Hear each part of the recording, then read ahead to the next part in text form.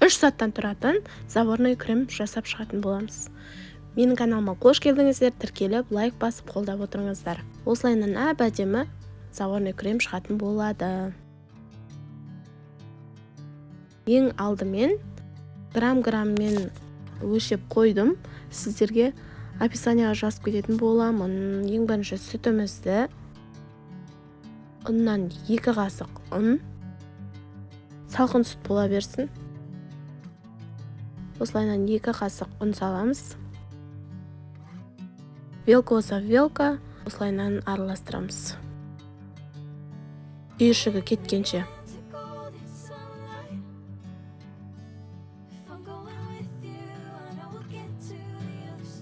Бір жұмыртқаны алып, жарып жеріп, бұнтта араластырып жереміз. Одан кейін құмшекер, өлшеп қойған құмшекерімізді сал жереміз. Барлығын жақсылап тұрып араластырып аламыз. Түйіршігі қалмасын.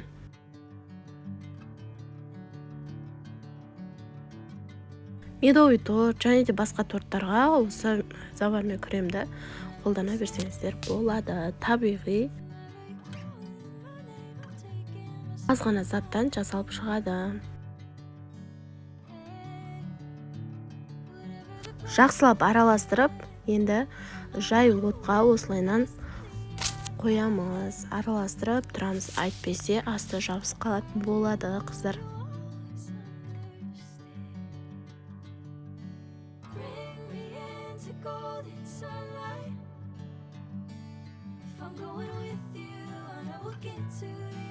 Қатты қайнаған кезде астын жайге қоямыз да, осылайынан араластырып тұрамыз. Қойып кетуші болмаңыздар отқа, қыздар. Асты жабысып қалады, күйіп қалады асты.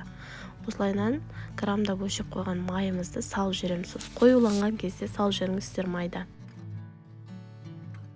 Дәмі күшті болады. Майы ерігенше араластырамыз осылайынан.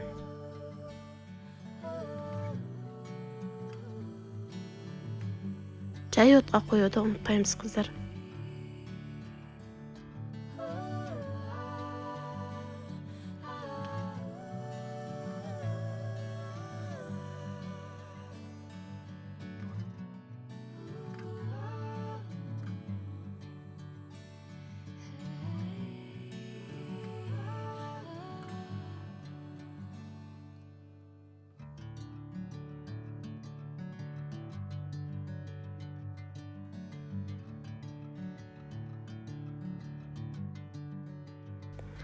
Майының бәрі еріді. Енді пирогымыздың заттары дайын боламыз дегенше осылайынан бетін жауып қоямыз.